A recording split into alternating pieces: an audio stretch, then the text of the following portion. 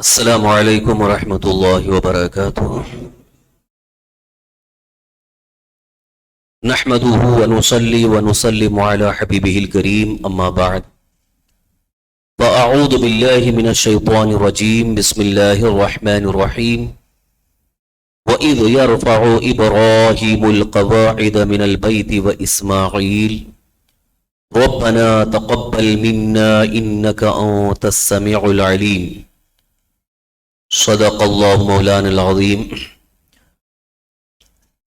حاضرین محترم و سامعین کرام و سامعات، قرآن کریم کی تفسیر کے آغاز سے قبل حصول برکت کے لیے آئیے مراد مل کر انتہائی ادب و احترام اور خلوص و محبت کے ساتھ ہم سب کے آقا و مولا حضور تاجدار مدینہ، سرور قلب و سینہ، ارواح و نافدہ جناب محمد رسول اللہ صلی اللہ تعالی علیہ وآلہ وسلم کی بارگاہ فیکس پناہ میں درود و سلام کا نذرانہ پیش کرنے پڑھیں۔ اللہم صلی وسلم علی سیدنا و مولانا محمد معدن الجود والکرم وعلی آلہ و اصحابہ وبارک وسلم صلاة و سلاما علیک یا رسول اللہ، صلاة و سلام علیک یا حبیب اللہ۔ سورہ بقرہ کی یہ آیت کریمہ اللہ تبارک تعالیٰ کا فرمان ہے، وَإِذْ يَرْفَعُ إِبْرَاهِيمُ الْقَوَاعِدَ مِنَ الْبَيْتِ وَإِسْمَاعِيلُ، اور یاد کرو جب حضرت ابراہیم خانہ کعبہ کی دیواریں اٹھاتے اور اسماعیل، اور وہ یہ کہتے اے ہمارے رب ہم سے قبول فرما، بے شک تو ہی سنتا جانتا ہے۔ حضرت ابراہیم علیہ السلام کے اور تعمیر کعبہ کا یہاں پر خصوصی تذکرہ ہو رہا ہے۔ خانہ کعبہ کی تعمیر کیسے ہوئی، خانہ کعبہ کی تعمیر کا سبب کیا بنا، اور حضرت ابراہیم علی نبینا وعلیہ الصلوۃ والتسلیم کے ساتھ کیسے کیسے حالات آئے، کیسے کیسے معاملات ہوئے، آج اس کی ایک مختصر داستان میں آپ کے سامنے رکھنا چاہوں گا۔ یوں تو حضرت سیدنا ابراہیم علی نبینا وعلیہ الصلوۃ والتسلیم انبیاء کرام علیہ السلام میں ایک بڑا اونچا مقام رکھتے ہیں، جن کو ابو الانبیاء جد الانبیاء کا لقب بھی دیا گیا ہے۔ ابو الانبیاء نبیوں کے باپ، نبیوں کے دادا، اور ہمارے آقا حضور تاجدار مدینہ صلی اللہ تعالی وسلم حضرت ابراہیم علیہ السلام کی اولاد میں سے ہی دنیا میں تشریف لائے۔ چونکہ ابھی قربانی کا وقت بھی قریب ہے، ذی الحجہ کا مہینہ ان قریب شروع ہونے والا ہے، قربانی کے حوالے سے جیسا کہ آپ کو یہ حدیث پاک بارہا بتائی گئی، سنائی گئی، آپ نے بارہا سنا کہ یہ قربانی کیا ہے۔ اللہ کے رسول سرور کائنات صلی اللہ علیہ وسلم سے صحابہ کرام نے پوچھا، ما ہذہ الاضاحی یا رسول اللہ، یا رسول اللہ صلی اللہ تعالی علیہ وسلم یہ قربانیاں کیا ہیں؟ تو رسول پاک صلی اللہ علیہ وسلم نے ارشاد فرمایا، ہذہ سنت ابیکم ابراہیم، یہ تمہارے باپ حضرت ابراہیم کی ایک سنت ہے۔ تو حضور صلی اللہ تعالی وسلم نے حضرت ابراہیم علیہ السلام کی سنت یا حضرت ابراہیم علیہ السلام کا ایک مخصوص طریقہ جو اللہ تبارک تعالیٰ نے ان کو حکم فرمایا تھا، تو اسی کی یادگار، اسی کی یاد تازہ کرنے کے لیے امت مصطفیٰ پر قربانی کو واجب قرار دیا گیا۔ حضرت ابراہیم علیہ السلام کے زندگی کے کچھ واقعات بڑے اہم ہیں جو ہمارے لیے درس عبرت بھی ہیں۔ درس عبرت یعنی اس سے کچھ سبق حاصل کرنا ہے۔ تو اس لیے میں نے گزشتہ اپنے اس درس میں یہ عرض کیا تھا کہ اگلے ہفتے ہم حضرت ابراہیم علیہ السلام کی سیرت اور ان کے حالات زندگی کے کچھ اہم واقعات ذکر کریں گے جو ہمارے لیے بہت سارے معاملات میں ہادی اور رہنما ہیں اور ان سے ہمیں بہت سارے اہم سبق حاصل ہوتے ہیں، یوں بھی ہمیں انبیاء کرام علیہ السلام کی تاریخ اور ان کی سیرت کو پڑھنا چاہیے، نبیوں کے حالات زندگی، اللہ کے ولیوں کے حالات زندگی پڑھتے رہنا چاہیے۔ اس سے ہم کو بہت ساری چیزیں حاصل ہوتی ہیں۔ ایک تو یہ ہے کہ اللہ کی راہ میں انہوں نے کتنی بڑی قربانیاں دی، اس کا سبق حاصل ہوتا ہے۔ اللہ کی بارگاہ میں ان کا عمل کیسا تھا، یعنی کس طریقے سے وہ اللہ کو راضی کرنے کی کوشش کرتے تھے، اللہ تعالیٰ کے ہر حکم پر وہ ہمیشہ تیار رہتے تھے، ان کا جذبہ عبادت کیسا تھا، اس کا بھی ہمیں سبق حاصل ہوتا ہے۔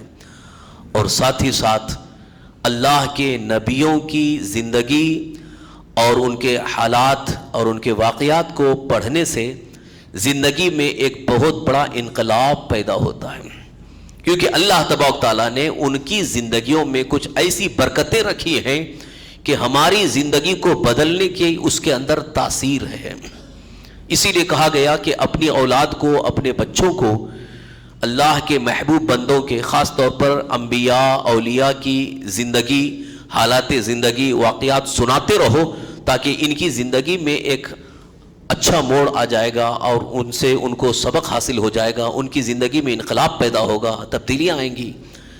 لیکن افسوس یہ ہے کہ آج ہمارے یہاں ایسے ایسے کہانیاں، ایسے ایسے واقعات جو جھوٹے اور گڑھی ہوئی کہانیاں سنائی جاتی ہیں، پڑھی جاتی ہیں، پڑھائی جاتی ہیں، جن کی کوئی اصل نہیں ہے، خاص طور پر فلمی سٹوریز جو سب گڑھی ہوئی ہے اور بنائی ہوئی ہیں، اس کا کوئی مطلب نہیں ہے، صرف اور صرف رومانٹک ایک دل کو لذت پہنچانے کے لیے یہ کہانیاں بنائی گئیں۔ وہ کہانیاں مت پڑھو، اس سے کوئی آخرت کا فائدہ نہیں ہے سوائے نقصان کے، بلکہ آپ کو اگر پڑھنے اور سننے کا شوق ہو تو اللہ کے نبیوں کے حالات زندگی اور ان کے واقعات کو پڑھنے کا شوق ہو جائے تو انشاءاللہ اس کی وجہ سے زندگی میں بڑی برکتیں حاصل ہوں گی۔ تو حضرت سیدنا ابراہیم علیہ السلام کی زندگی کا ایک ابتدائی واقعہ آپ سن لیں، کتنا انوکھا ہے۔ اس وقت جو بادشاہ تھا نمرود بن کنعان، بڑا ظالم بادشاہ تھا، پوری دنیا پر اس کی حکومت تھی۔ ایک روایت میں ہے کہ 4 بادشاہ ایسے ہوئے ہیں جن کی پوری دنیا پر حکومت تھی، 2 مومن تھے اور 2 کافر تھے۔ 2 مومن کون ہیں؟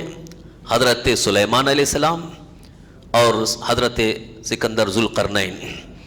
حضرت ذوالقرنین یہ 2 مومن ہیں، اور 2 کافر، ایک تو یہ نمرود اور دوسرا بخت نصر۔ یہ 2 کافر تھے جن کی پوری دنیا پر حکومت تھی۔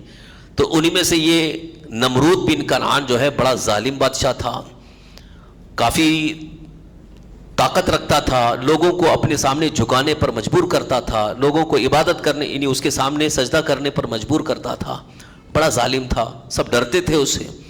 اور اس کے پاس کچھ ایسی چمتکار والی چیزیں تھیں، جیسے ایک روایت میں نے پڑھا کہ اس کے پاس ایک حوض تھا، بہت بڑا حوض، اور اس میں جو بھی صبح جیسے ہوتی تھی، کوئی دودھ لا کے ڈال رہا ہے پیالے سے، لوٹے سے، کوئی پانی، کوئی تیل، کچھ بھی لا کے ڈالتے تھے۔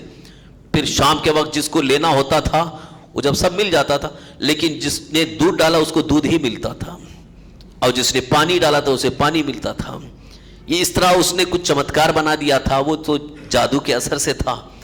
تو آج بھی اگر کوئی کافر جس کے پاس جادو یا کوئی سفلی عمل ہو اور اس کی وجہ سے اگر وہ لوگوں کے سامنے کچھ شعبدے بازی دکھائے تو اس پر ایمان نہیں لانا چاہیے کہ ہاں یہ تو بہت اہم چیز ہے، یہ بڑی پہنچی ہوئی چیز ہے۔ ایسا نہیں ہے، جادو سے بھی انسان بہت سارے کرتب دکھاتا ہے۔ تو نمرود کے پاس کچھ ایسی چیزیں تھیں جس کی وجہ سے لوگ اس کے گرویدہ بھی تھے، اور کچھ خوف کی وجہ سے بھی اسے ڈرے ہوئے رہتے تھے۔ ایک دن اس نے خواب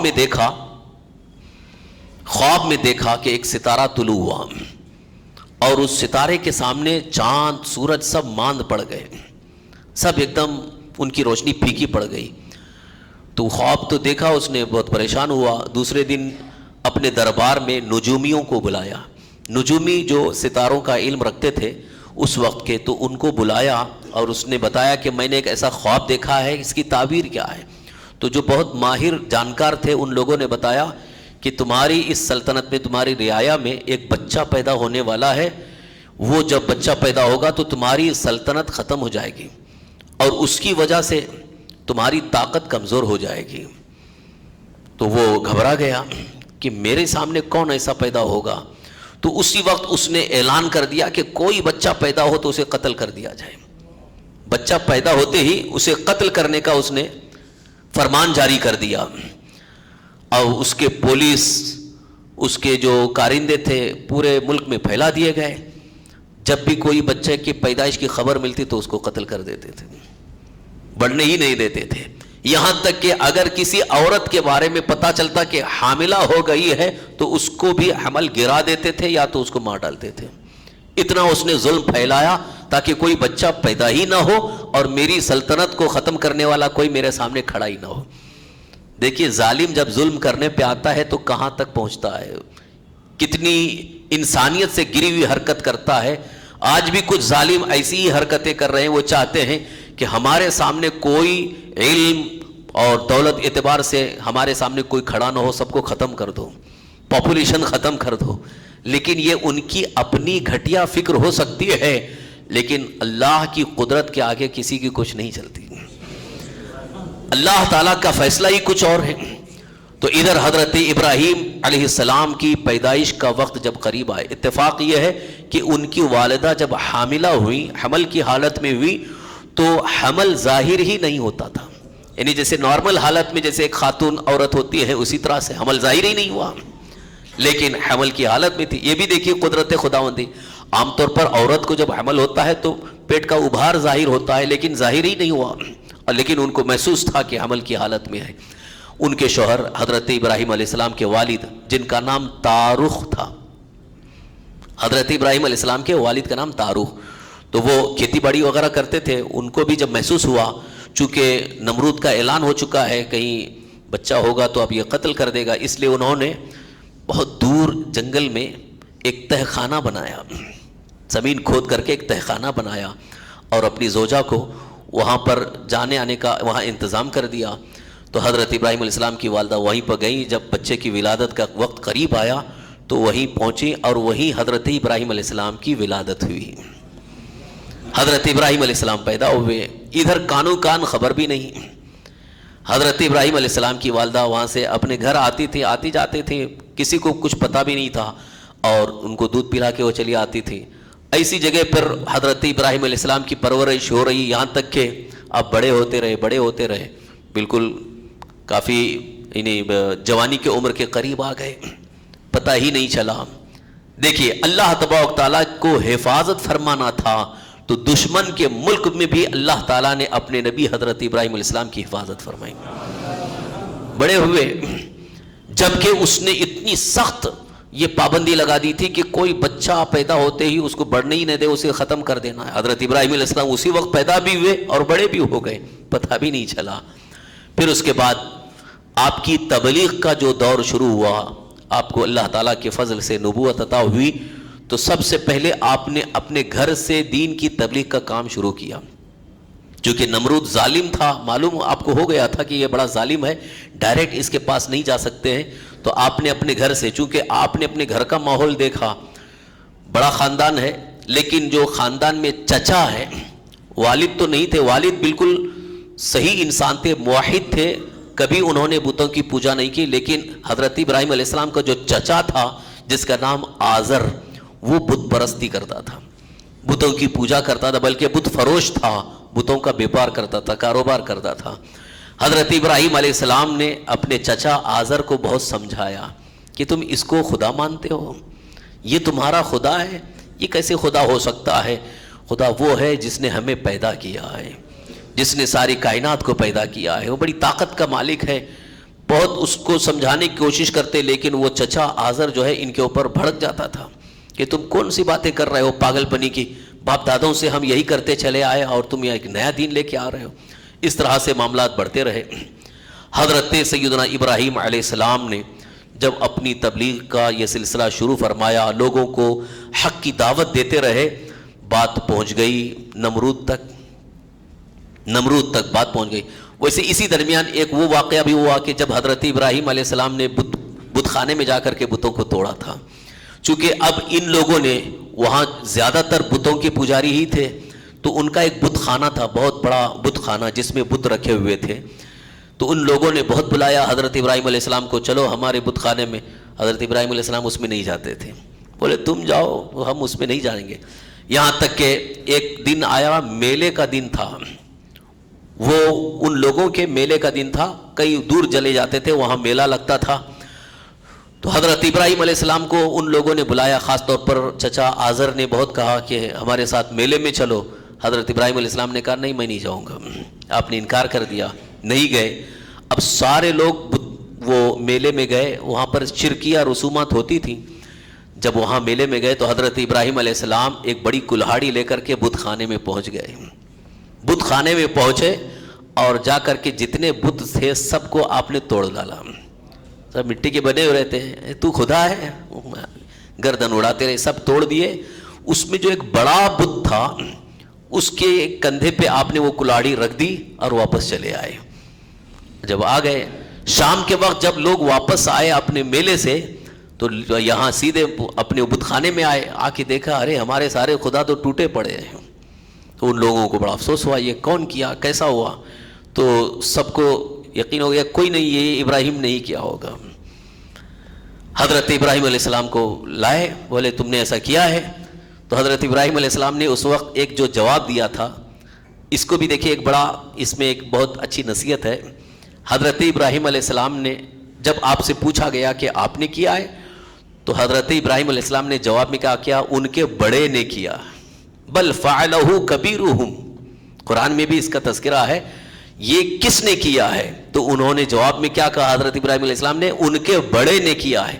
مطلب ایسا جملہ کہ جس میں دونوں معنی ہو سکتے ہیں، کہ وہاں وہ لوگ سمجھیں کہ ان کے بڑے نے کیا، یعنی ان کا بڑا بت جس کے کندھے میں وہ کلاڑی رکھے تھے، لیکن وہاں بڑے سے مراد اپنے آپ کو لے رہے تھے، یہ ان کا بڑا تو میں ہی ہوں، خود کہہ رہے تھے ہاں میں نے کیا، لیکن خود میں نے نہیں کیا یہ نہیں کہتے ہوئے آپ نے کہا ان کے بڑے نے کیا ہے۔ بہرحال ان لوگوں کو جب یقین ہوا کہ ہاں ابراہیم نے ہی کیا ہے، تو پھر بتوں کو مرمت کرنے کا سلسلہ ان لوگوں نے شروع کیا۔ پھر ادھر نمرود کو خبر ہو گئی کہ یہ ایک شخص جو ہے وہ نیا دین لے کر کے آیا ہے اور اس طرح کی بات کرتا ہے، تو نمرود نے بلا بھیجا کہ ان کو ہمارے پاس بلاؤ، ہم ان کو سمجھائیں گے۔ حضرت ابراہیم علیہ السلام پہنچ گئے نمرود بادشاہ کے سامنے، کوئی اس کی تعظیم نہیں کی، اس کا کوئی احترام نہیں کیا، سیدھے آپ بڑی شان کے ساتھ پہنچے۔ تو ویسے ہی نمرود دیکھ کر کے بہت زیادہ وہ چڑ گیا کہ میرے سامنے آنے والا جھک کر کے آتا ہے، لیکن یہ بالکل سیدھے سیدھے آ رہے ہیں۔ بہرحال چونکہ یہاں معاملہ اس کا یہ تھا کہ ان کو سمجھایا جائے تو شاید ہو سکتا ہو مان جائے۔ نمرود نے کہا کس کو خدا مانتے ہو؟ حضرت ابراہیم علیہ السلام نے فرمایا میرا خدا وہ ہے جو زندگی اور موت دیتا ہے، میرا رب وہ ہے جو زندگی دیتا ہے اور موت دیتا ہے، زندگی اور موت اس کے قبضے قدرت میں ہے۔ تو نمرود نے کہا یہ تو میں بھی کر سکتا ہوں، یہ تو میں بھی کر سکتا ہوں۔ تو حضرت ابراہیم علیہ السلام نے کہا ایسا کیسے؟ تو اس نے فوراً اپنی جیل سے قید سے 2 قیدیوں کو بلایا اور جلاد سے کہا ایک کی گردن مار دو، تو ایک کی گردن اس نے اڑا دی اور دوسرے کو اس نے آزاد کر دیا، جا تجھے چھٹی۔ نمرود کہتا ہے دیکھو ایک کو میں نے زندگی دے دیا اور ایک کو میں نے موت دے دیا۔ حضرت ابراہیم علیہ السلام مسکرایا، آپ نے فرمایا یہ بیوقوف ہے، اس کو زندگی اور موت کا مطلب سمجھ میں نہیں آیا۔ آپ نے مناظرے کا رخ بالکل بدل دیا، آپ نے کہا میرا رب وہ ہے جو سورج کو مشرق سے نکالتا ہے اور مغرب میں غروب فرماتا ہے۔ اگر تو خدا ہے جیسا کہ تو اپنا دعویٰ کر رہا ہے، تو خدا ہے تو پھر سورج کو ادھر سے نکال کے دکھا دے، ڈوبا ہوا سورج واپس لا کے نہیں دکھا دے، کیونکہ رب کی یہ قوت ہے کہ وہ ادھر سے بھی سورج کو واپس کر دے۔ حضرت ابراہیم علیہ السلام اگر یہ کہتے کہ سورج کو تو نکال کے دکھا دے تو یہ کہتا ٹھیک کل تک انتظار کرو، جب سورج ادھر سے نکلتا تو کہتا میں ہی نکال رہا ہوں۔ آپ نے فرمایا کہ اگر تو خدا ہے تو رب کی یہ طاقت ہے کہ ڈوبے ہوئے سورج کو واپس لائے گا۔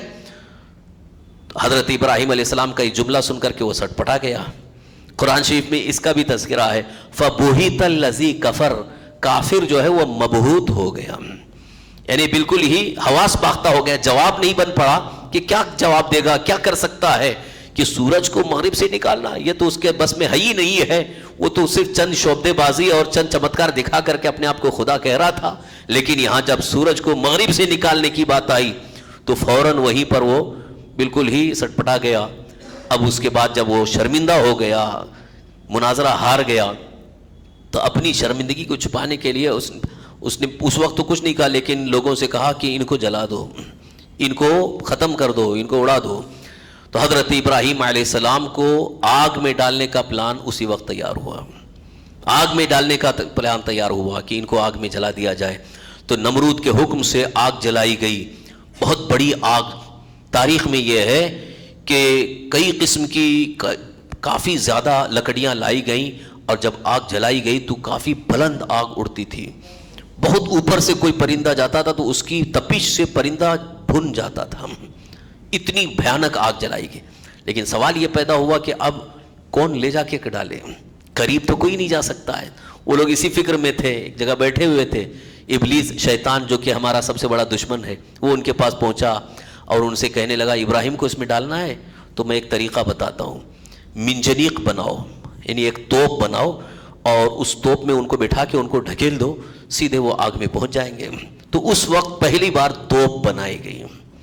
آج بھی جو جنگوں میں توپ استعمال کرتے ہیں، تو توپ بنائی گئی اور پھر حضرت ابراہیم علیہ السلام کو اس میں بٹھایا گیا۔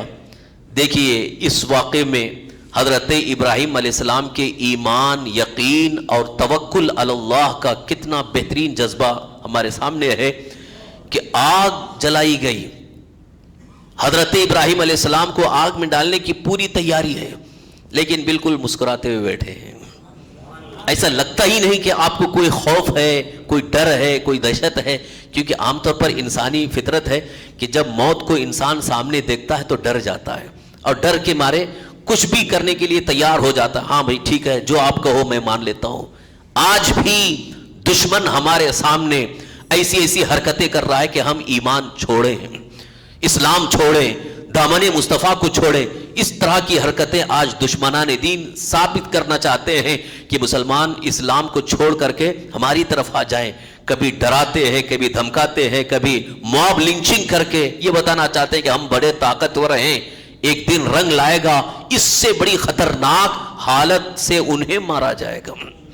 ہم نہیں بھی ماریں گے، لیکن اللہ تعالیٰ ایسے بندوں کو پیدا فرمائے گا کہ جو ظلم پھیلائے ہوئے ہیں دنیا میں، زمین پر، ان کو بڑی سخت سزاؤں کے ذریعے زمین میں دھسایا جائے گا۔ بڑے بڑے عذاب ابھی آنے والے ہیں ان لوگوں کے اوپر جنہوں نے ظلم پھیلایا ہے اسلام اور ایمان لانے والوں پر۔ تو حضرت ابراہیم علیہ السلام کو بہت زیادہ ڈرایا گیا، دھمکایا گیا۔ آپ نے کہا مجھے کچھ نہیں ہونے والا۔ یقین تھا۔ یہ توکل علی اللہ کی منزل بھی ہے، اس کو کہتے ہیں تسلیم و رضا کی منزل۔ اللہ کی راہ میں آنے والی ہر مصیبت کو جو گوارا کر لیتا ہے، اللہ تبارک تعالیٰ اس بندے کو بہت پیار سے دیکھتا ہے۔ یہ دیکھو میرا بندہ ہے، صرف میرے لیے اس نے اتنی مشقت برداشت کی ہے۔ حضرت ابراہیم علیہ السلام بیٹھے ہوئے ہیں، اتنے میں حضرت جبریل امین حاضر ہوئے۔ حضرت جبریل نے آ کر کے عرض کیا، اے ابراہیم، اللہ کی بارگاہ میں آپ کا کوئی معاملہ پیش کروں تاکہ آپ کچھ کہیے تو رب کی بارگاہ میں عرض کروں۔ حضرت ابراہیم علیہ السلام نے جواب میں ارشاد فرمایا، میرا رب جانتا ہے کہ اس کا بندہ کس حال میں ہے، مجھے بتانے کی ضرورت نہیں ہے، کیونکہ وہ تو جانتا ہے، کھلی چھپی ساری چیزیں اس پر ظاہر ہیں، پھر مجھے بتانے کی کیا ضرورت۔ اگر رب کو یہی منظور ہے تو انشاءاللہ اللہ کے لیے میں اس کے لیے بھی تیار ہوں۔ حضرت ابراہیم علیہ السلام بالکل اطمینان کے ساتھ بیٹھے، اور جب آپ کو بڑی تیزی کے ساتھ وہاں سے ڈھکیلا گیا، ادھر آگ میں پہنچنے سے پہلے اللہ کا حکم آ گیا، یا نارو کونی بردوں و سلامن علی ابراہیم، اے آگ ابراہیم پر ٹھنڈی اور سلامتی والی ہو جا۔ حکم خداوندی پاتے ہی اب آگ جو اتنی بھیانک آگ تھی، اب اس کے اندر تپش، حرارت، گرمی سب ختم ہو گئی، بلکہ وہ ایک کولے گلزار بن گئی، ایک باغ بن گیا، کہ جیسے کہ باغ میں انسان بیٹھا ہے اور باغ کی بہاریں لے رہا ہو۔ حضرت ابراہیم علیہ السلام بڑے اطمینان کے ساتھ باغ میں پہنچ گئے۔ اس کے بعد بھی کافی تفصیلی واقعات ہیں. تو حضرت ابراہیم علیہ السلام کی زندگی کا یہ بھی واقعہ بڑا اہم ہے جس میں توکل علی اللہ کا جذبہ بالکل ہی نمایاں ہے کہ آپ نے اللہ تعالیٰ پر کامل بھروسہ کر کے ایک بڑی مصیبت کو گلے لگانے کے لیے آپ نے بالکل ہی اس طرح سے اپنے آپ کو تیار رکھا کہ کچھ بھی خوف آپ کے اوپر نہیں تھا. یہ آپ کے ساتھ امتحانات کا سلسلہ تھا. پھر اس کے بعد حضرت ابراہیم علیہ السلام نے دیکھا کہ یہاں لوگ جو ہے میری تبلیغ کو قبول نہیں کر رہے، کیونکہ جو کافر تھے وہ کفر قبول ہی نہیں کر رہے تھے، وہ کفر پر ہی اڑے ہوئے تھے. صرف ان کے ایک خالہ زاد بھائی حضرت لوط علیہ السلام، جن کو بعد میں نبوت حاصل ہوئی، حضرت لوط علیہ السلام ایمان لائے. اور اس وقت آپ وہاں سے بابل سے نکل کر کے فلسطین پہنچے. بابل ایک جگہ ہے، وہاں پر تھے، یہ سارے معاملات ہوئے، وہاں سے پھر فلسطین آئے. تو یہاں چونکہ ان کے ایک چچا ہاران نامی، حضرت ابراہیم علیہ السلام کے ایک چچا ہاران، یہ یہاں رہتے تھے فلسطین میں. تو حضرت ابراہیم علیہ السلام یہاں وہاں سے ہجرت کر کے یہاں آ گئے. تو حضرت لوط علیہ السلام اور وہ یہاں ہجرت کر کے آئے. یہاں بھی آ کر کے جب انہوں نے دیکھا اپنی عبادت ریاضت اللہ کے ذکر میں مصروف ہیں، لوگوں کو تبلیغ کر رہے ہیں، اس وقت آپ کے چچا ہاران نے آپ کی سعادت مندی، نیک بختی، شرافت کو دیکھا تو بہت خوش ہو کر کے اپنی بیٹی حضرت سارہ کا نکاح آپ کے ساتھ کیا. حضرت ابراہیم علیہ السلام کا جو پہلا نکاح ہوا حضرت سارہ رضی اللہ تعالیٰ سے، یہ بیٹی ہیں ہاران کی، جو حضرت ابراہیم علیہ السلام کے چچا ان کی بیٹی ہیں. بڑی خوبصورت تھی، بہت حسینہ تھی. ایک روایت میں آیا ہے کہ دنیا میں حسن والوں میں اگر نام شمار کیا جاتا ہے تو جیسے حضرت یوسف علیہ السلام ہیں، ہمارے آقا سرکار دو عالم صلی اللہ علیہ وسلم ہیں، اور سب سے زیادہ حسن تو سرکار دو عالم صلی اللہ علیہ وسلم کو عطا کیا. خواتین میں، عورتوں میں حضرت سارہ کا حسن سب سے زیادہ تھا، بہت زیادہ حسین اور خوبصورت تھی. حضرت ابراہیم علیہ السلام سے ان کا نکاح ہوا تو وہ بھی ان پر ایمان لائی، لیکن ہاران جو چچا تھا وہ ایمان نہیں لایا، حضرت سارہ ایمان لائی. تو دونوں میں حضرت ابراہیم علیہ السلام اور سارہ میں ایک معاہدہ ہوا. حضرت ابراہیم علیہ السلام نے سارہ سے کہا کہ میری ہر بات کو تمہیں ماننا پڑے گا. سارہ نے کہا ٹھیک ہے، میں آپ کی ہر بات مان لوں گی، ایمان لے آتی ہوں، لیکن میری بھی بات آپ کو ماننا پڑے گا. حضرت ابراہیم علیہ السلام نے ان کی بھی شرط قبول کر لی کہ ٹھیک ہے میں آپ کی ہر بات مانوں گا. تو اس طرح سے دونوں کا معاہدہ ہوا. پھر اس کے بعد دیکھا کہ یہاں سے ہم کو نکلنا ہے کیونکہ یہاں حالات صحیح نہیں ہیں، لوگ دشمن بن گئے ہیں. پھر وہاں سے ہجرت کر کے مصر پہنچے. مصر جب پہنچے حضرت ابراہیم علیہ السلام اور ان کی بیوی سارہ اور آپ کے جو خالہ زاد بھائی حضرت لوط تھے، وہ تینوں مل کر کے مصر پہنچے. اور جب مصر پہنچے تو وہاں کا جو بادشاہ تھا وہ ایک بڑا ظالم بادشاہ تھا، وہ ایک الگ خیالات کا تھا. لیکن وہاں اس کا ایک معاملہ یہ تھا اس ظالم بادشاہ کا کہ جب بھی کوئی عورت کے بارے میں پتہ چلتا کہ بہت حسن والی، بہت خوبصورت ہے، تو وہ زبردستی اس کو چھین لیتا تھا. لیکن اگر وہ شادی شدہ ہے، کسی کی بیوی ہے، تو اس کو زبردستی چھین لیتا تھا. یہ اس کا معمول بنا ہوا تھا. تو جیسے ہی حضرت ابراہیم علیہ السلام اپنی زوجہ، اپنی بیوی حضرت سارہ کو لے کر کے مصر جب پہنچے، وہاں کے جو اس بادشاہ کے کارندے تھے ان لوگوں نے جا کر کے خبر دے دیا بادشاہ کو کہ ایک بہت خوبصورت ایک حسین عورت کو لے کر کے ایک شخص آیا ہے. تو حضرت ابراہیم علیہ السلام نے پہلے ہی اپنی بیوی حضرت سارہ سے کہہ دیا تھا کہ بادشاہ اگر پوچھے تو یہ کہہ دینا میں ان کی بہن ہوں. دیکھیے یہاں بھی ایک جملہ کہ بیوی مت کہنا، کیونکہ بیوی اگر کہیں گے تو وہ چھین لے گا اور وہ ظلم کرے گا اور اس کے ناپاک ارادے بھی ہیں. تو آپ یہ کہہ دینا کہ میں ان کی بہن ہوں، تو ہو سکتا ہو وہ چھوڑ دے گا. حضرت ابراہیم علیہ السلام اور حضرت سارہ وہاں ایک جگہ بیٹھے تھے. وہ بادشاہ کے کارندے آئے اور ان لوگوں نے کہا کہ یہ بادشاہ کے پاس لے کے چلنا ہے، تم کون ہو؟ تو انہوں نے کہا کہ میں ان کی بہن ہوں. لیکن یہاں یہ جھوٹ نہیں ہے. بعض لوگوں کو ایسا محسوس ہوتا ہے کہ حضرت ابراہیم علیہ السلام نے ان کو سارہ کو بہن کہنے کے، یہاں دینی اعتبار سے بہن ہے، کیونکہ ہر مسلمان عورت ہماری بہن ہے. حضرت حوا علیہ السلام کی بیٹی ہونے کے اعتبار سے اور ایمان کا رشتہ ہونے کے اعتبار سے ہر مسلمان عورت ہماری بہن ہے. اسی لیے ہم عرف میں اپنی ماں اور بہنیں کہتے ہیں. حضرت ابراہیم علیہ السلام نے اپنی زوجہ حضرت سارہ کو جو کہا تھا اسی بنیاد پر کہا تھا. اور دوسری بات یہ کہ اس ظالم بادشاہ سے بچانا تھا. لیکن اس ظالم بادشاہ نے دیکھ لیا تھا حضرت سارہ کو تو اس کی نیت خراب ہو گئی. اس نے کہا کہ نہیں ان کو زبردستی لے کے چلو. حضرت سارہ کو زبردستی اٹھا کر کے وہ بادشاہ لے گیا, اور جب اپنے محل میں لے جا کر کے وہاں جیسے ہی اس کا ارادہ بدلا, بے ادبی کرنے کا ارادہ کیا, ادھر حضرت ابراہیم علیہ السلام اللہ کی عبادت میں مصروف ہو گئے, رب کی عبادت میں مصروف ہو گئے, دعا میں مصروف ہو گئے, اللہ کی بارگاہ میں دعا فرما رہے. اور ادھر حضرت سارہ کو جب بادشاہ لے گیا اور جب اپنے خاص حجرے میں لے گیا تو حضرت سارہ نے اس سے کہا کہ مجھے غسل کرنے کی اجازت دو تاکہ میں غسل کر کے کچھ اپنی عبادت کر لوں, اس کے بعد پھر تمہیں جو کرنا ہے کرنا. حضرت سارہ غسل کرنے گئی, آپ نے غسل کیا, اس کے بعد اللہ کی عبادت میں مصروف ہو گئی, ادھر دعا میں مصروف ہو گئی. اب دیکھا بادشاہ نے کہ کافی دیر ہو گئی, پھر وہ زبردستی اندر آیا اور ان کے اوپر ہاتھ ڈالنا چاہتا تھا. ادھر اللہ تعالیٰ نے اس پر ایسا غضب فرمایا کہ اس کے دونوں ہاتھ شل ہو گئے. بادشاہ جو ہے وہ جو طاقتور اور بڑا ظالم بادشاہ تھا, ہاتھ ڈالنا ہی چاہ رہا تھا, ہاتھ دونوں شل ہو گئے, ایک دم لنج ہو گئے, سوکھ گئے جیسے, اور نیچے گر پڑا, اس کی سانس پھولنے لگی, یعنی جیسا کہ ابھی بالکل مرنے کے قریب ہو گیا. ادھر حضرت سارہ رضی اللہ تعالیٰ نے اللہ کی بارگاہ میں دعا فرمائی کہ اللہ اگر یہ مر گیا تو اس کے قتل کا الزام تو میرے اوپر آ جائے گا, تو پھر یہاں لوگ مجھے پریشان کریں گے, اس کو زندگی دے دے. ادھر آپ نے دعا فرمائی, وہ صحیح ہو گیا.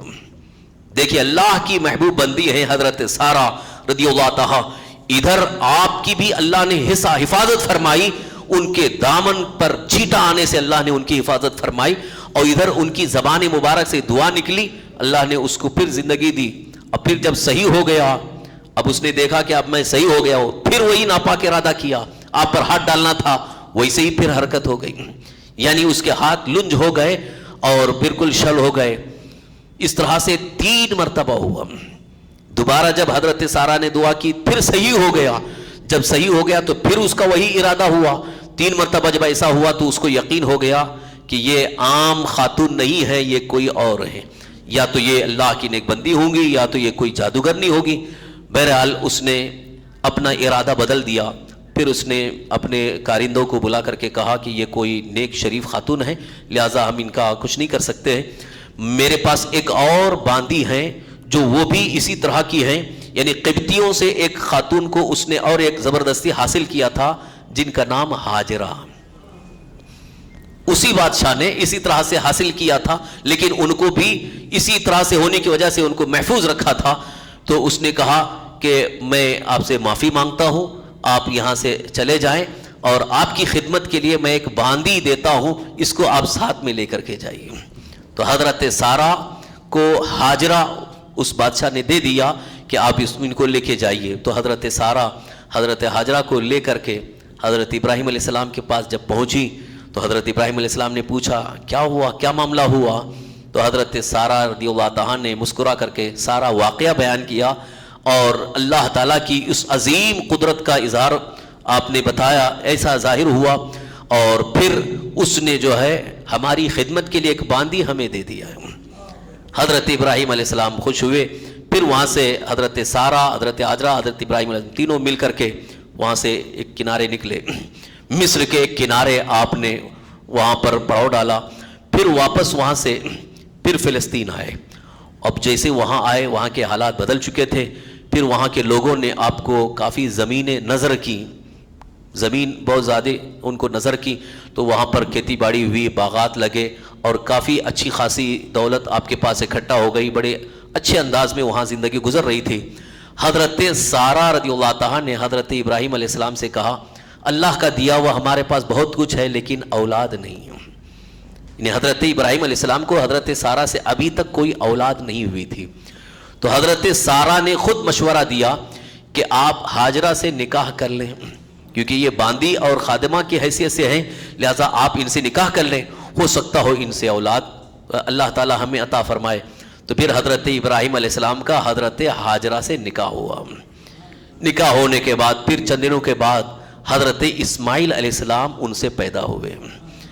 حضرت ابراہیم علیہ السلام کے پہلے بیٹے حضرت اسماعیل علیہ السلام حضرت ہاجرہ سے پیدا ہوئے, اور پھر جب ان کی پیدائش ہوئی تو ادھر حضرت سارہ کو چونکہ اولاد نہیں تھی, اور ان کے اس بیٹے کو یعنی حضرت اسماعیل کو حضرت سارہ ہی پرورش کرتی تھیں. صرف حضرت حاجرہ دودھ پلاتی تھی, باقی انہی کے پاس حضرت سارہ کے پاس حضرت اسماعیل رہتے تھے, کیونکہ ان کو بڑی محبت ہو گئی تھی اور ان کی پرورش.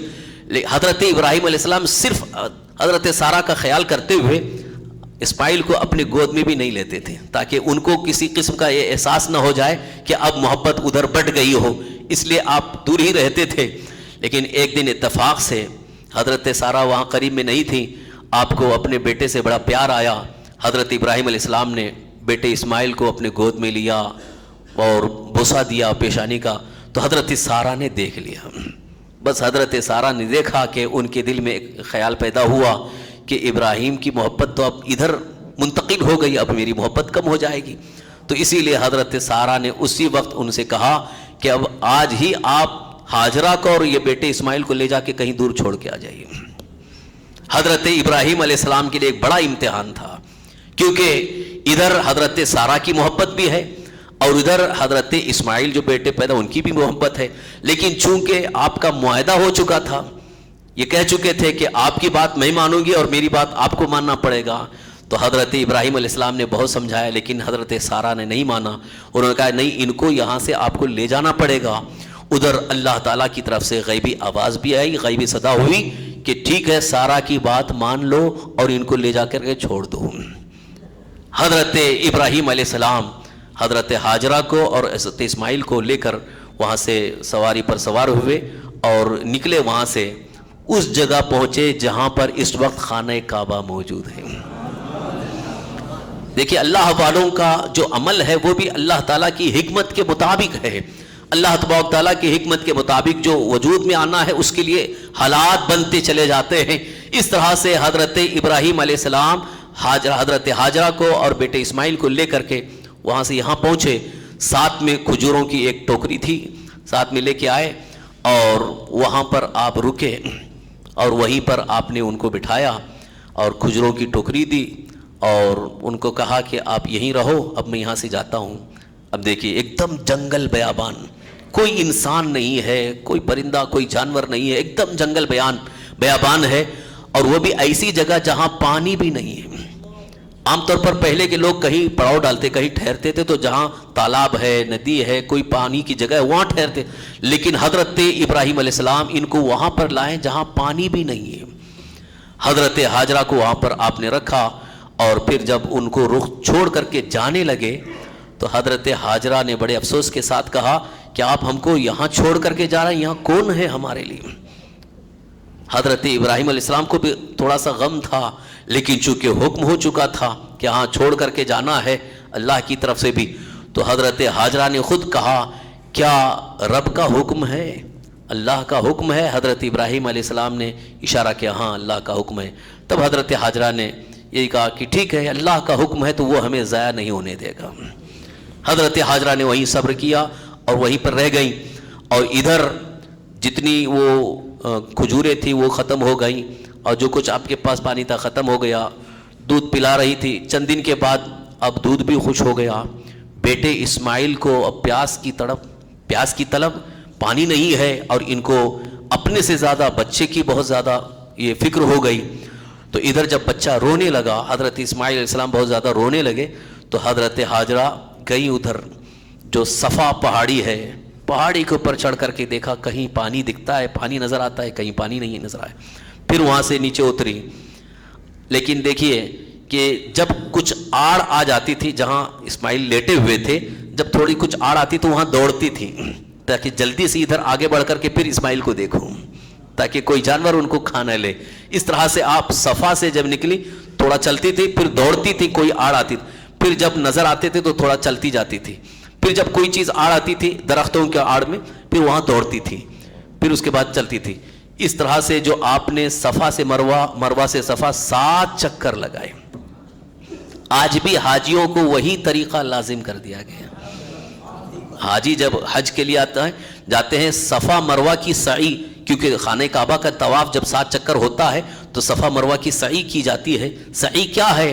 وہی حضرت حاجرہ رضی اللہ تعالیٰ کی یاد تازہ کی جا رہی ہے. آج بھی اگر حاجی صاحب سے آپ پوچھیں, عمرہ کرنے والے سے پوچھیں یہ آپ یہاں دوڑ کیوں رہے, تھوڑا دوڑتے ہیں تھوڑا چلتے ہیں، تھوڑا دوڑتے ہیں تھوڑا چلتے ہیں۔ یہ حضرت حاجرہ نے جیسے کیا تھا ویسے ہی حکم دے دیا گیا ہے۔ تو حضرت حاجرہ کا یہ 7 چکر لگانا، پھر ادھر جب آپ پہنچی مروہ پہ دیکھی تو حضرت اسماعیل علیہ السلام جب رو رہے تھے، ایڑیاں رگڑ رہے تھے، دوڑ کر کے آئیں، کچھ آپ کو پانی سا نظر آیا۔ جیسے ہی دوڑ کر کے آ کے دیکھی تو جہاں حضرت اسماعیل علیہ السلام کی ایڑیوں کی رگڑ ہوئی وہاں پر پانی نکلا، پانی کا چشمہ نکلا۔ حضرت حاجرہ نے آ کر کے فوراً مٹی سے اس کو روکنے کی کوشش کی۔ ان کی زبان میں آپ کہہ رہے تھے آپ زمزم ماؤ زمزم، پانی ٹھہر جا، زمزم کے معنی رک جا، ٹھہر جا۔ حضرت حاجرہ پانی کو روک رہی ہیں اور کہتی جا رہی ہیں زمزم زمزم، یعنی رک جا رک جا، اسی لیے اس کا آج بھی نام آب زمزم ہے۔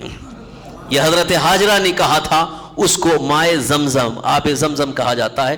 اس وقت عبرانی زبان میں زمزم رکنے کے لیے کہا جاتا ہے۔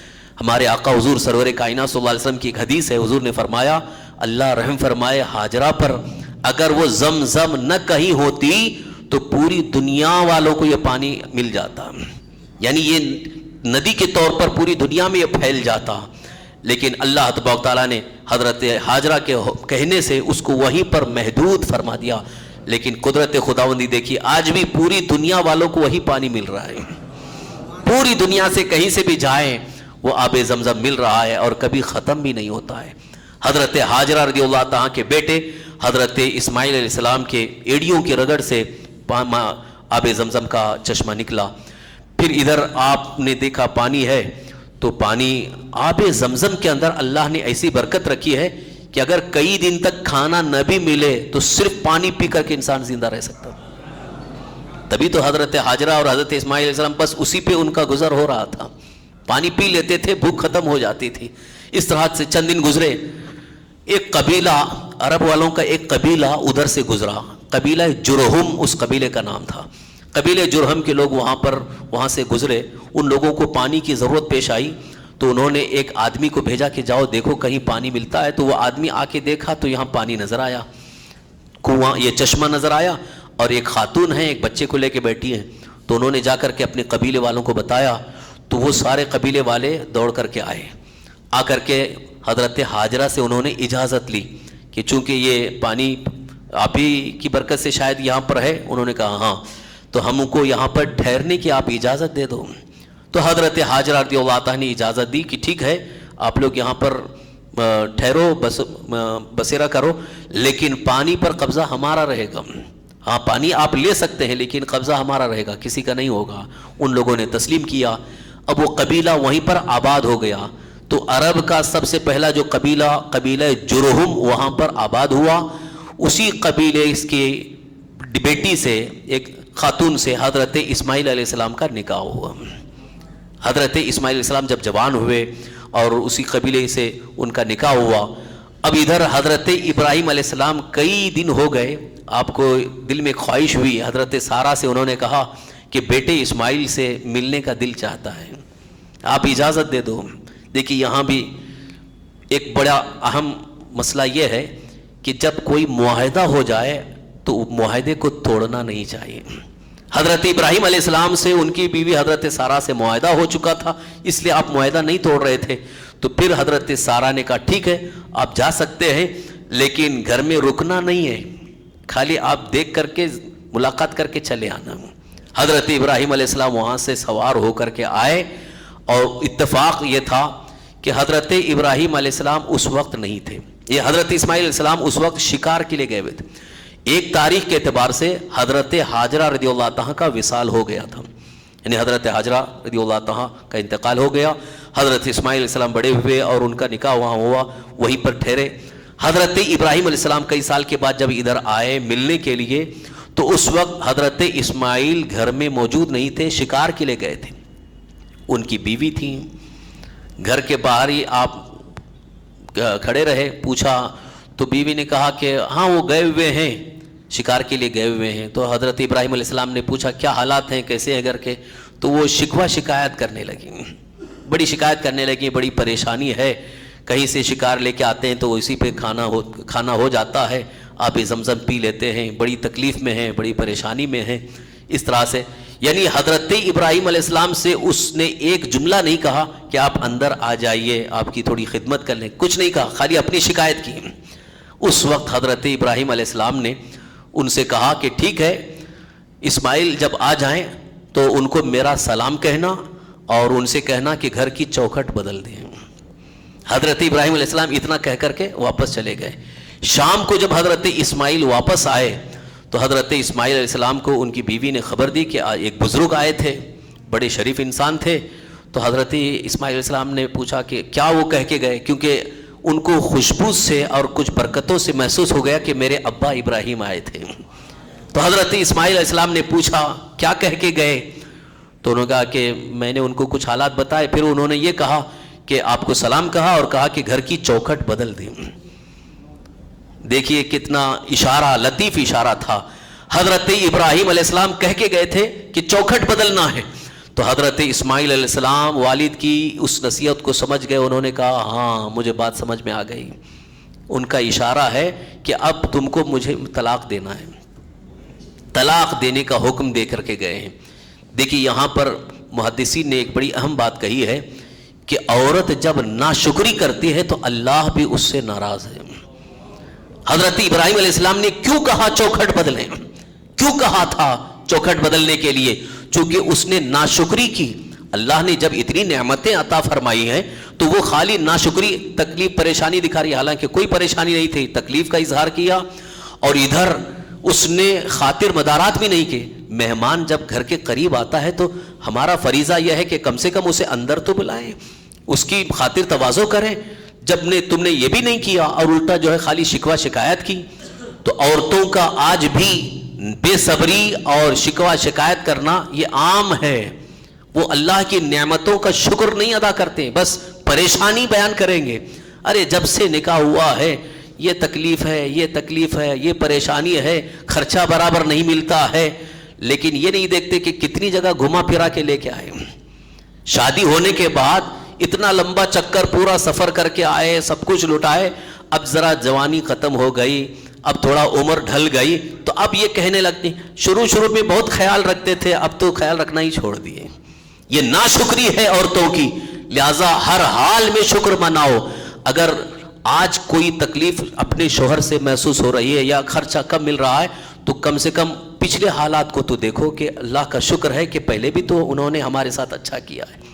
ایک بات یاد رکھیے، سرکار دو عالم صلی اللہ تعالی وسلم نے ارشاد فرمایا کہ عورتیں ناشکری کی وجہ سے بھی جہنم میں جائیں گی، شوہروں کی ناشکری کرنے کی وجہ سے بھی جہنم میں جائیں گی۔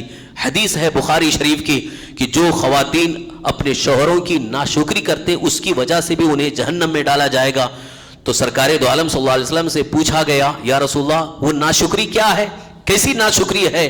تو حضور نے فرمایا کہ اگر تم زندگی بھر ان کے ساتھ احسان کرو، اچھا سلوک کرو، لیکن کبھی اگر ایک بات کوئی ایسی ہو گئی کہ جو ان کے من پسند بات نہیں ہے، ان کی مرضی کے خلاف ہو گئی، تو یہی کہیں گے تم سے تو کبھی ہم کو خیر اور بھلائی نہیں ملی۔ یہ ان کی ناشکری ہے۔ زندگی بھر کے احسانات پر پانی پھیر دینا یہ ناشکری ہے، لہذا ناشکری اللہ اور اس کے رسول کو پسند نہیں ہے۔ تو یہاں حضرت ابراہیم علیہ السلام کے اس واقعے میں ایک بڑا عظیم سبق ملتا ہے کہ حضرت ابراہیم علیہ السلام نے اپنے بیٹے اسماعیل علیہ السلام کو یہ نصیحت فرمائی کہ یہ چوکھٹ کے لائق نہیں ہے، کیونکہ گھر کے لیے چوکھٹ بڑی اہم ہوتی ہے۔ چوکھٹ سے اشارہ دیا کہ یہ چوکھٹ کے لائق نہیں ہے، اس سے تمہارے گھر کی آبرو نہیں باقی رہے گی، یہاں برکتیں نہیں آئیں گی، لہذا اسے چوکھٹ کو پہلے بدلو۔ تو جو ناشکری کرنے والی ہیں، جن کے اندر صرف اور صرف یہی بات ہے کہ بس اپنی خواہش نفس کی بات پوری ہوتی رہے، اللہ کی عبادت، اللہ کا ذکر، اللہ کا شکر ادا کرنے کا کوئی جذبہ نہیں ہوتا ہے، تو وہاں کبھی برکتیں نہیں آتی ہیں، وہاں برکتوں کا سلسلہ نہیں شروع ہوتا ہے۔ لہٰذا اس واقعے میں ایک بڑا عظیم سبق ہمیں یہ بھی ملا کہ خاتون اپنے لیے تلاش کریں، یعنی بیوی نکاح کے لیے اگر تلاش کریں، رشتہ نکاح کے لیے تلاش کریں، تو دیکھیں کہ اس کے اندر اللہ کا خوف، دینداری، سمجھداری اور تربیت اچھی ہے تو اسے اپنے نکاح میں قبول کیا جائے۔ جو صرف اور صرف دنیا داری، حسن پر ناز اور دنیا کے معاملات میں بہت زیادہ فخر کرنے والے، وہ رشتے کے لائق نہیں ہیں، اللہ ان سے محفوظ رکھے۔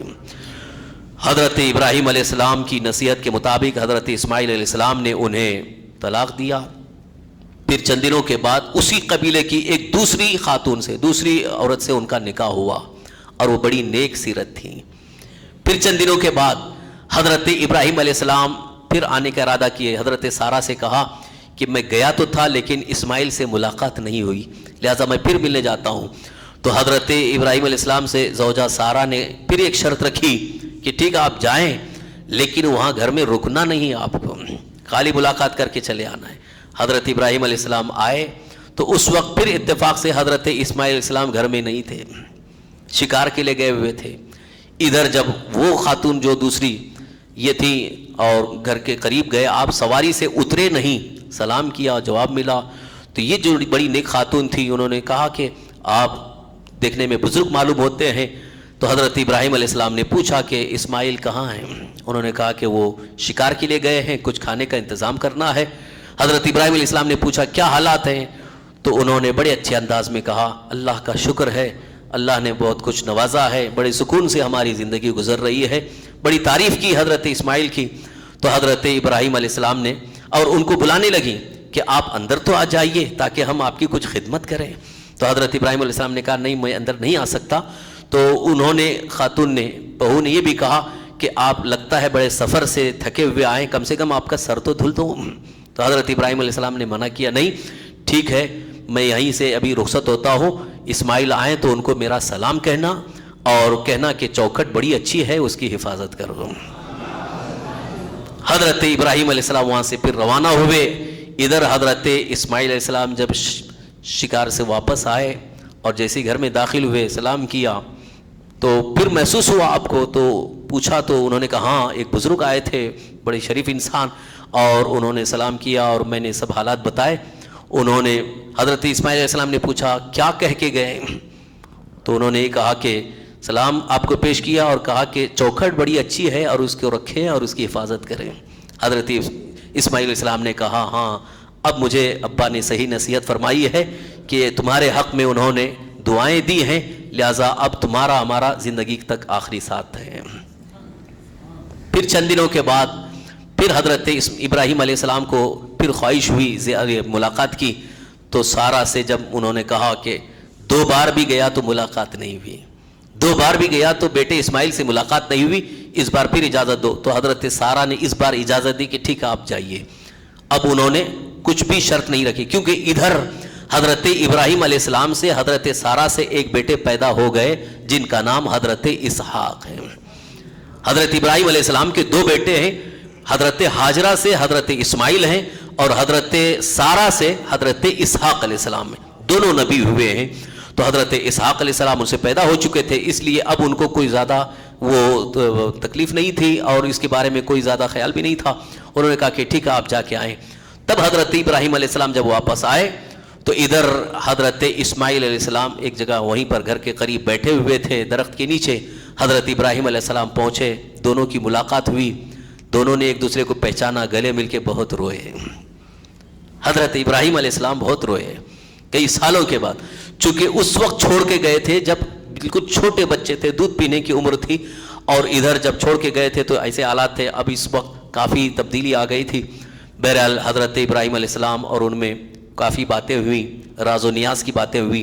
پھر حضرت ابراہیم علیہ السلام نے بیٹے اسماعیل سے کہا کہ مجھے اللہ کا حکم ہے اور میری دلی خواہش بھی ہے کہ اللہ کا گھر یہاں پر تعمیر کرنا ہے، اللہ کا گھر تعمیر کرنا ہے، تو آپ میرا ساتھ دیں گے؟ حضرت اسماعیل علیہ السلام نے کہا بالکل ابا آپ کے ساتھ دوں گا۔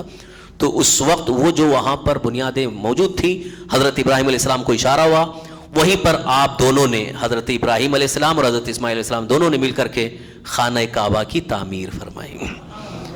خانہ کعبہ کی تعمیر جب ہونے لگی تو حضرت اسماعیل علیہ السلام مٹی، گارا اور وہ پتھر وغیرہ اٹھا کے دیتے تھے، حضرت ابراہیم علیہ السلام اس کو دیوار کو اونچی کرتے جاتے تھے۔ اسی کا یہاں پر قرآن پاک میں ذکر آیا ہے وَإِذْ يَرْفَعُ إِبْرَاهِيمُ الْقَوَاعِدَ مِنَ الْبَيْتِ وَإِسْمَاعِيلُ۔ جب خانہ کعبہ کی تعمیر شروع ہوئی اور جب اختتام کے قریب آئی تو حضرت ابراہیم علیہ السلام نے اللہ کی بارگاہ میں دعا فرمائی ربنا تقبل منا انک انت السمیع العلیم، اے ہمارے رب یہ ہم سے قبول فرما کیونکہ تو سنتا ہے اور جانتا ہے۔ اس پورے واقعے کے اندر حضرت ابراہیم علیہ السلام اور حضرت اسماعیل علیہ السلام کی بڑی عظیم باتیں اور ان کی حالات زندگی سے ہمیں کافی سبق حاصل ہوا۔ انشاءاللہ اس کے بعد کے بھی کچھ واقعات انشاءاللہ اگلے درس میں ہم پیش کرنے کی سعادت حاصل کریں گے۔ اتنا یاد رکھیں، انبیاء کرام علیہ السلام کے تذکرے سے دلوں کو روحانیت حاصل ہوتی ہے، دلوں کو روحانیت حاصل ہوتی ہے۔ اور کیوں نہ ہو، حضرت ابراہیم علیہ السلام ہمارے آقا سرکار دو عالم صلی اللہ علیہ وسلم کے دادا بھی ہیں، ہمارے آقا صلی اللہ علیہ وسلم کے جد ہیں، اسی لیے جد الانبیاء بھی کہا گیا۔ اور سرکار دو عالم صلی اللہ علیہ وسلم حضرت ابراہیم علیہ السلام اپنے دادا حضرت ابراہیم علیہ السلام سے بے پناہ محبت بھی فرماتے تھے۔ یہی وجہ ہے کہ نماز کے اندر التحیات کے بعد درود جب پڑھا جاتا ہے تو اس میں حضور پر بھی درود ہے اور حضرت ابراہیم پر بھی درود ہے۔ اللہم صلی علی سیدنا محمد کما صلیت علی سیدنا ابراہیم وعلی آل، اس طرح سے آپ درود ابراہیمی اس کو موسوم کیا گیا ہے، یعنی حضور پر اور حضور کے آل پر، پھر حضرت ابراہیم علیہ السلام پر اور حضرت ابراہیم علیہ السلام کے آل پر۔ تو اللہ تعالیٰ نے یہاں پر یہ نسبت کو اس طرح سے مضبوط فرمایا کہ جب تک دنیا باقی رہے گی حضور کا بھی ذکر ہوتا رہے گا اور حضرت ابراہیم علیہ السلام کا بھی ذکر ہوتا رہے گا۔ نماز میں ذکر ہر مسلمان کرتا رہے گا۔ انشاءاللہ مزید تفصیلی واقعات آپ کے سامنے آئیں گے۔